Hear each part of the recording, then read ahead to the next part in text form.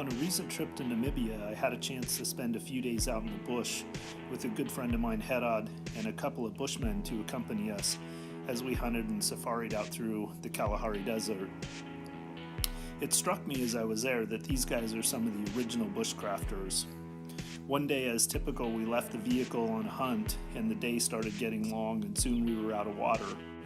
At this point, the Bushmen began to urge us that we follow them across a large salt flat that lay out in front of us. It looked to be almost a mile across the salt pan, so it was a bit unnerving considering we were nearing the midday temperatures. But the Bushmen urged us to trust them, and we began to trudge across the salt flat. As we neared the other side, they started pointing to a prominent camelthorn tree.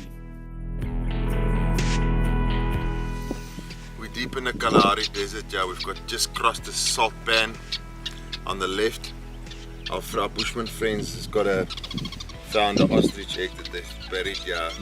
They store water and then they mark the spot under a prominent camel thorn tree like this, and then it keeps the water cold and fresh. And the ostrich egg, they're gonna dig it up for us so we can have a drink. Thank you, Anton. Kill slang. It was uncanny how the Bushmen knew exactly where to dig. As they looked up at the branches in the tree and down at the ground, they quickly agreed upon the spot to begin digging, and they started digging into the sand with their hands. It was soon apparent that even their digging was a product of generations of practice. One Bushman dug while the other one moved the sand out of the way, so the first one could continue digging the hole. And soon the top of the ostrich egg began to appear.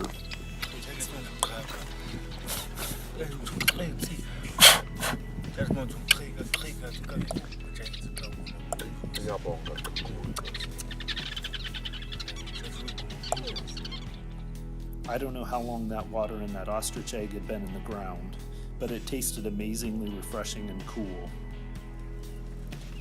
As we walked away from the site, feeling a little bit more refreshed and energized, it struck me just how much there is to learn about survival from the people who have lived for hundreds of years before us off the land. I was hunting for a big oryx bull that day, and while ultimately I didn't find my bull that afternoon, I did the next day. Our Bushman friends ultimately proved to be equally as adept hunting the harsh environment of the red sands of the Kalahari as they were surviving in it. And while we learned a lot from our Bushman friends while we were there, I like to think that they learned a little something from us as well. Finally, at the end of the last afternoon, I compelled one of our Bushman friends to take a drink from my Stanley water bottle. And by the smile on his face, I could tell he thought it was at least a slight improvement over his ostrich egg.